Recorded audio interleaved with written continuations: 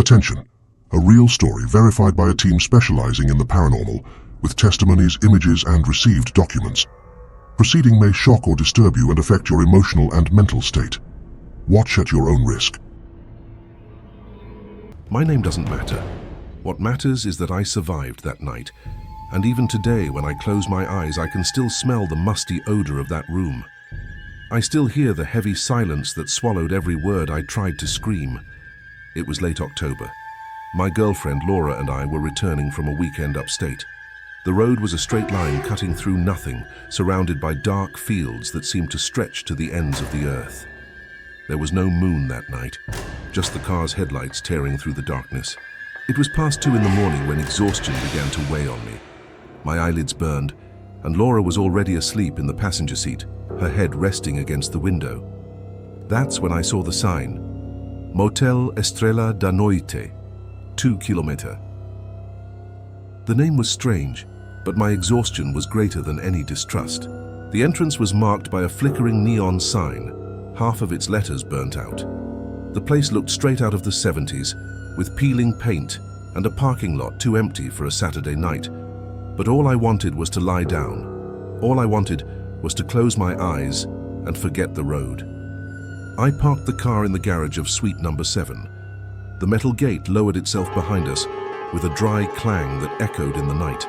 Laura woke up startled, looking around with sleep-blurred eyes. "Are we here?" she asked. I just nodded, taking the key that was hanging on the room door. There was no one at the reception, no attendant, no car but ours. Just that dense silence, as if the world had stopped breathing. The room smelled of old disinfectant mixed with dampness. The walls were covered with faded floral wallpaper, with yellowed stains on the ceiling that looked like maps of forgotten places. The double bed had a worn red duvet, and next to it, a lampshade with a torn fabric shade cast a faint orange light. Laura threw her bag on the bed and went straight to the bathroom. I heard the faucet turn on, the sound of water hitting the sink. I locked the door, placed the key on the bedside table, and sat on the edge of the bed. My shoulders ached from the tension of driving for hours. I took out my cell phone. No signal, not even one bar. I tried to call my mom just to let her know we were okay, but the call wouldn't even start. Laura came out of the bathroom, drying her face with a thin, worn towel. "This place is weird," she said, looking through the window covered by a heavy curtain. "There's no one here." I shrugged. "It's late. There probably aren't many people." But deep down, something bothered me. The absence of sounds. No cars passing on the road. No television noise from the rooms next door. No wind. It was as if we were inside a bubble of silence. Laura lay down first, pulling the duvet up to her chin. I turned off the lamp and lay down beside her. The darkness was absolute. Not even the light from the neon sign penetrated the window. I closed my eyes, trying to relax, but my body remained tense.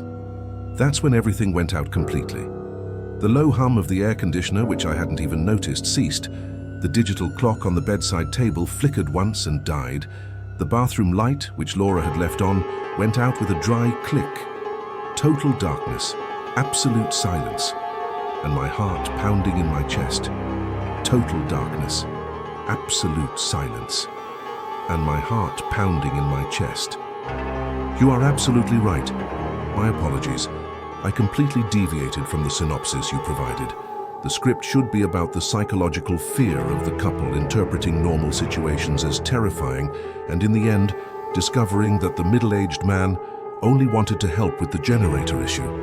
"Honey, the power's out," Laura whispered beside me, her voice trembling slightly. I got up, fumbling in the dark until I found my cell phone. The screen lit up the room with a bluish, ghostly light. Still no signal, no internet bars. I walked to the switch and tried to turn on the light. Nothing. I tried the lamp. Nothing. The power outage was complete. "It must be a grid problem," I said, trying to sound calm, but my voice came out tense, unconvincing. I went to the door to go out and look for someone at the reception. I turned the doorknob. It wouldn't budge. I tried again with more force. Nothing. "Laura, the door's jammed." She got up quickly, coming over to me. Together, we tried to open it. We pushed, we pulled. The lock seemed stuck. "This doesn't make sense," she said, her voice now filled with nervousness. "We just turned the key, we didn't lock it from the outside." My heart began to race. I picked up the landline phone that was on the bedside table. I put the receiver to my ear. Silence. Not even a dial tone. The power outage must have knocked everything out. That's when I heard it. Footsteps. Slow, heavy. They were coming from the hallway, outside. Someone was walking slowly, stopping every few feet. The sound of soles on the concrete floor echoed in the silence of the early morning. Each step seemed closer. Laura gripped my arm tightly. "There's someone out there." I froze, looking at the crack under the door. I saw a shadow move. Someone had stopped right in front of our room. I could hear heavy, labored breathing, as if the person had been running or carrying something heavy. Then 3 knocks on the door. Hard, dry. Knock, knock, knock. My whole body tensed. Who would knock on the door at 2 in the morning, in the dark, without saying anything? Neither of us answered. My breath was caught and I could feel Laura trembling beside me. The knocking didn't repeat. Just that heavy silence, interrupted by the heavy breathing on the other side of the door. I shone my phone light on the door. The shadow was still there, cast by the crack underneath, motionless, waiting. "Who is it?" I finally managed to ask, my voice weaker than I intended. No answer. Just that breathing. And then, the doorknob began to turn, slowly, as if someone was testing it, trying to open it. It turned right, then left. The lock resisted, but the doorknob kept moving, persistent. "Stop that!" Laura yelled, her voice breaking. The doorknob stopped. The shadow moved away. The footsteps resumed, slow, dragging, disappearing down the hallway. We backed away to the bed, panting. "We need to get out of here," Laura said, her voice trembling. "There has to be another way out." "The window." We went to the window and I pulled the heavy curtain aside. The glass was covered by iron bars on the outside. Security bars, impossible to open. I looked through the bars at the parking lot. Our car was there, solitary under the faint light of the flickering sign. And then I saw it. A figure. Standing next to our car. A middle-aged man, wearing what looked like a dark uniform. He was holding something in his hand. A flashlight, perhaps. He was looking up, looking directly at our window. My blood ran cold. I instinctively turned off my phone light. Laura gasped. "He's watching us." I waited a few seconds, my heart pounding in my chest, and turned the screen back on. The man had moved. Now he was closer to the building, walking towards our window. A noise behind us, inside the room. We turned at the same time. The bathroom door, which had been ajar, was now swinging slightly, as if someone had just touched it. But we were on the other side of the room. No one had approached it.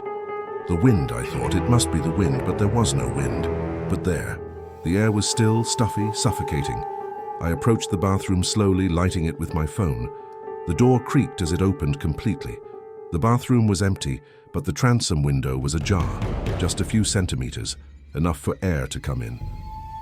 "Did you leave this open?" I asked Laura. She shook her head, her eyes wide. "I think so, I don't remember." Her voice was shaky, confused. Fear was making us doubt everything. I slammed the window shut and locked it. I rushed back to the main door and tried to open it again. Nothing. It remained locked. The lock must have jammed with the power outage. Some electronic system, perhaps. But my rational mind was being suffocated by panic. Then we heard them. Footsteps again. Faster this time. Coming down the hallway, getting closer and closer. And then they stopped. Right at our door. Absolute silence. Laura and I exchanged glances, paralyzed with fear. And then, a voice, hoarse, hesitant, from the other side of the door. "Hey, are you guys okay in there?" It was an older man's voice, but there was something about it that made me recoil. It wasn't threatening, but it sounded strange in the darkness. Out of breath, nervous. Laura covered her mouth with her hands, looking at me with terror. The doorknob turned again. Someone was trying to open it. "Sorry to bother you, it's just that the power went out," the voice continued, lower now, almost whispering. I need to tell you something." But something in the tone, in the way he hesitated, told me not to open it, not to trust him. Why was he whispering? Why wasn't he shouting, identifying himself clearly? Why was he trying to open the door without our permission? My instincts screamed, "Danger!" "Go away," I yelled, my voice coming out more aggressive than I intended. "We don't want to talk to anyone." Silence from the other side. Long seconds of silence, and then the footsteps moved away. Slow, dragging, as if the person was reluctant to leave. Laura was trembling violently. "We need to get out, now!" I looked around, desperate. The locked door, the barred window. We were trapped. And that man was out there, waiting. We stood there, leaning against the wall, breathing heavily. My mind raced, trying to find a way out. "The garage," I suddenly said. "We came in through the garage. There has to be a door leading there." Laura nodded quickly, grabbing my arm. I lit up the room with my cell phone. Next to the bathroom, there was a door I hadn't noticed before. It was painted the same color as the wall, almost invisible. I ran to it and turned the doorknob. It opened. A momentary relief flooded my chest. On the other side was a narrow, dark corridor leading to the garage. I could see our car down there, illuminated by the faint light of the flickering sign coming through a crack. "Let's go," I whispered, pulling Laura by the hand. We went down 3 concrete steps. The smell of oil and gasoline filled my nostrils. We were almost there, almost free. But then we heard it, the room door opening behind us, the unmistakable creak of the rusty hinge. Someone had entered, hasty footsteps, heavy, coming down the stairs behind us. I didn't look back, I just ran, pulling Laura with me. We reached the car. My hand trembled so much I almost dropped the keys. I unlocked the doors and we got in quickly, slamming the doors shut. I locked everything. I put the key in the ignition. My heart was pounding so hard it hurt my chest. The engine started. Thank God the engine started. But the gate, the damned metal gate, was closed. I looked around, desperate, searching for a button, a control, anything. There was nothing. That's when I saw him, the man. He had come down and was standing at the garage entrance between us and the stairs. The faint light of the sign illuminated half of his face. He was a middle-aged man with graying hair, wearing a faded blue employee uniform. He raised his hands, his mouth moving, trying to say something. But we couldn't hear. The closed window, the engine noise, my own blood pulsing in my ears. Everything muffled his words. He gesticulated, pointing up, towards the ceiling, making hand signals that made no sense at all. He seemed desperate to tell us something, but all I saw was a threat. He took a step forward, still gesticulating. His expression was tense, almost pleading, but in the darkness in my panic-stricken mind, it seemed sinister. Something was wrong. Why wouldn't he leave us alone? Why did he insist on approaching? I floored the accelerator. The car lurched violently forward. Laura screamed beside me. I was heading straight for the metal gate. I was going to smash through that thing. I was going to get us out of there. The man jumped aside, disappearing from my sight. I closed my eyes at the last second. The impact, the deafening sound of metal against metal. The car rattled violently. My head hit the steering wheel. Laura gripped the dashboard, gasping. Sharp pain in my forehead, a taste of blood in my mouth. But the gate didn't give way. It was dented, but it didn't open. The car had recoiled a few meters from the impact. Smoke began to rise from the hood. The engine made a strange, choked noise, and then died completely. Silence. Just our ragged breathing and the hiss of escaping steam. "Get out of the car," I said to Laura, my voice hoarse. "We'll walk." She nodded, her eyes wide, her face pale. We opened the doors at the same time. The cold morning air hit my sweaty face. I looked around, searching for the man. He was getting up from the ground where he had fallen when he dodged the car. Our eyes met. He reached out his hand towards us, his mouth opening again, trying to speak. But we didn't wait to listen. We ran. We ran towards the dented gate, looking for a gap, a space to squeeze through. Laura found it first, a side opening where the gate had detached from its guide. Narrow, but enough. She squeezed through, tearing her shirt on the twisted metal. I followed, feeling the metal scratch my arm. On the other side, the road, dark, empty. But it was freedom. We started running down the road, our footsteps echoing on the asphalt. I looked back once. The man was standing at the entrance of the motel, illuminated by the sign, just watching us, motionless. And then the lights came on, all at once. The garage light, the room lights. The neon sign stopped flickering and glowed brightly. The gate began to rise on its own, with a loud mechanical noise. Everything returned to normal, as if nothing had happened. We stopped running a few meters ahead, breathless, our legs trembling from exhaustion and adrenaline. I looked back again. The motel was fully lit now. It looked like a different place. Normal. Just an old roadside motel. Nothing more. The man was still there, standing at the entrance. But now with the light I could see him clearly. He didn't look threatening. He looked tired, old. His hands were still raised, but not in threat, in surrender, or in supplication. He shook his head slowly as if disappointed and then turned, walking back inside. Laura leaned on me, crying, "What was that? What just happened?" I couldn't answer. My heart was still racing. My mind was still screaming danger, escape, survival. But something was beginning to seep through the panic. Doubt. I looked at the motel again. The lights revealed other cars in the parking lot. Cars that weren't there before. Or were they? Were they in other garages and I simply hadn't seen them? The reception now had lights. I could see someone moving inside. "We need to leave," Laura said, her voice still trembling. "We need to get our stuff and leave." She was right. Our bags, documents, everything was in the room. But the idea of going back to that place filled me with dread. I took a deep breath, trying to collect my thoughts. "Let's go together. We'll go in, get our things, and leave." Laura nodded, wiping her tears. We walked back, slowly, each step heavy with reluctance. When we reached the entrance, I saw a small notice tacked to the reception wall. It had been there the whole time, but I hadn't seen it when we arrived. It was too dark. The notice read, "In case of a storm, the emergency generator may take 15 to 20 minutes to restart. We apologize for the inconvenience." Storm. I looked at the sky. It was clear now, but I could see in the distance dark clouds moving away. Had it rained? I was so tired when we arrived that I didn't even notice. The road was wet. How did I not notice that before? We entered the reception. There was a man behind the counter, the same man. He looked at us with a tired, almost sad expression. On the counter there was a flashlight and a walkie-talkie. He had tried to warn us, tried to calm us down, and we ran from him as if he were a monster. "Sorry for the scare," he said, his voice hoarse but gentle. "I tried to warn you about the generator. It always takes a while when the power goes out. The door lock automatically engages for safety when there's no power. It's an old, somewhat problematic system." He scratched his head, embarrassed. "I knocked on the door, but I thought you were busy. Didn't want to bother too much."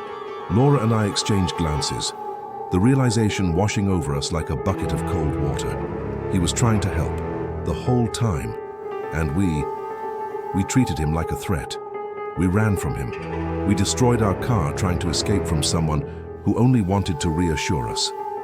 "I saw you through the garage window," he continued, pointing to a small frosted glass window next to it. "I got worried when I saw you were scared. I tried to explain, but I guess I couldn't make myself understood." He sighed. "Sorry if I scared you. It wasn't my intention." I felt my face burn with shame, with relief, with exhaustion. There was nothing supernatural. There was no danger, just an old motel, a power outage, and an employee trying to do his job. And we, overcome by fear, by the darkness, by the exhaustion of the journey, turned everything into a nightmare. "Your car," he said, looking out the window of the garage. "I'll call a tow truck. It should be here in about an hour or so." He picked up a form. "I'll need to write down some information for the insurance." Laura started crying again, but this time it wasn't from fear. It was from relief, from shame, from exhaustion. I hugged her, feeling my own body tremble. We had survived, but not a real danger. We had survived our own fear. We went back to the room to get our things. The door now opened normally. The lamplight cast the same orange hue over the red duvet. Everything was exactly as we had left it. Nothing had changed. But for me, everything felt different. I sat on the edge of the bed. the same one where I had lain hours earlier and put my face in my hands. My whole body ached. My head throbbed where it had hit the steering wheel. My arm burned where the metal gate had scratched it. But the physical pain was nothing compared to the weight of shame. Laura collected our things in silence. Her hands still trembled as she folded clothes and put them in her bag. She avoided my gaze. I think she felt the same way I did. That overwhelming feeling of having been defeated, not by something external, but by ourselves, by our own irrational fear.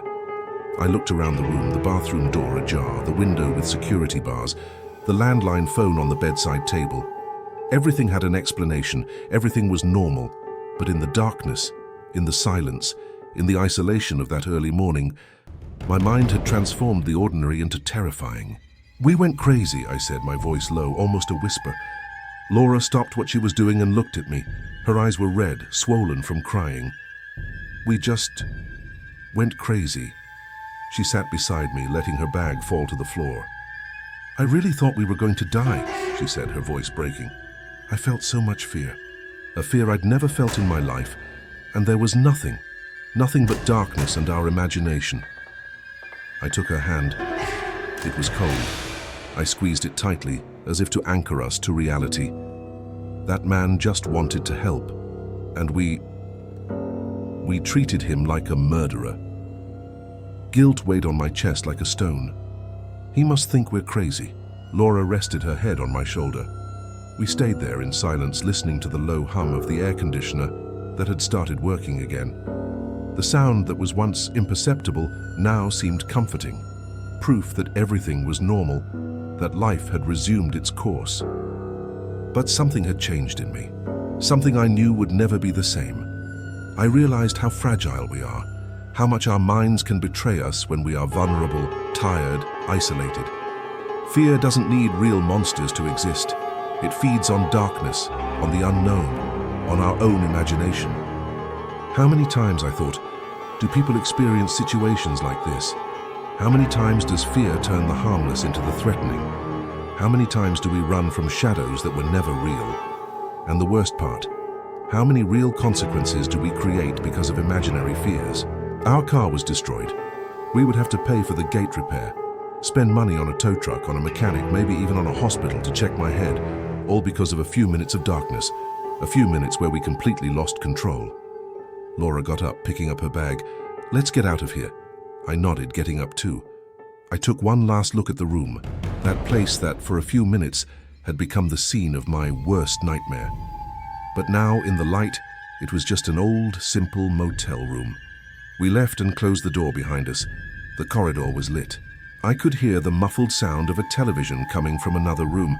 Normal life, normal people. No threats, no dangers. Just the night taking its course. At the reception, the man handed us a paper with the tow truck number. "He's on his way," he said with a tired smile. "You can wait in the lounge, there's fresh coffee." I thanked him, unable to look directly into his eyes. The shame still burned. We sat on an old cracked leather sofa. Laura rested her head on my shoulder again. "I'll never forget this night," she whispered. Me neither. But not for the reasons I imagined when it all started. I'll remember it as a lesson, as a warning, that sometimes the greatest danger isn't out there. It's inside our own heads. The tow truck arrived as the sun began to rise. The morning light painted the sky in shades of orange and pink, transforming the empty road into something almost beautiful. The motel in the daylight looked even older and more worn, just another forgotten spot on the side of the road. I watched as the mechanic attached our car to the tow truck. The dented hood, the destroyed bumper, the leaking radiator. Real damage, real consequences of a fear that was never real. Laura signed the papers, and I paid the emergency fee. All very practical, very normal, as if the night before had been just a bad dream. Before we left, I approached the man who was sweeping the reception entrance. He looked up, and for a moment, I thought of just leaving without saying anything, but I couldn't. "I'm sorry," I said, my voice weaker than I intended. "For everything. For the confusion, for the gate, for how we reacted." He stopped sweeping and looked at me with an expression I couldn't quite decipher. It wasn't anger. Perhaps it was understanding. or maybe just fatigue. "It happens," he said, shrugging. "Darkness does strange things to people. I've seen people freak out over much less." He went back to sweeping. "Have a good trip." We got into the taxi that would take us to the nearest town. As we drove away, I looked through the back window. The Motel Estrella da Noite became smaller and smaller until it completely disappeared around a bend in the road, as if it had never existed, as if it had all been just imagination. But it wasn't. The marks on my arm proved it. The pain in my head proved it. The mechanic's bill would prove it. And more than anything, the feeling I carry to this day proves it. That certainty that for a few minutes I was completely out of control, a hostage to my own fear. Laura never wanted to talk about that night again. Whenever I mentioned it, she changed the subject. I think for her it was easier to forget, to pretend it never happened. But I can't. I can't forget the feeling of being trapped in that dark room. I can't forget the sound of footsteps in the hallway. I can't forget the face of that man trying to help us while I saw him as a threat. Sometimes when I drive at night and the road is empty and dark, I feel that tightness in my chest again. That irrational fear wanting to take over. And I have to remind myself, not everything that seems dangerous is real. Not all fear makes sense. But that doesn't make the fear any less powerful, because in the end, terror doesn't need ghosts. It doesn't need murderers or monsters. Sometimes all terror needs is darkness, silence, and a mind tired enough to turn shadows into nightmares. And that's the scariest part of all. Did this story make you think? Did it make you question how many times you've been afraid of something that, in the end, was nothing? How many times has your mind turned the ordinary into terrifying? Psychological terror is real, and sometimes the monsters we should fear most are the ones we create inside our own heads. If you like this story, leave a like, subscribe to the channel, and hit the bell to not miss the next stories. Share in the comments, have you ever experienced a situation where fear took over and afterward realized there was no real reason for so much panic? And remember, the next time you're alone in the dark and you hear a strange noise, is it really something dangerous, or is it just your mind playing tricks on you? See you in the next story, if you dare to come back.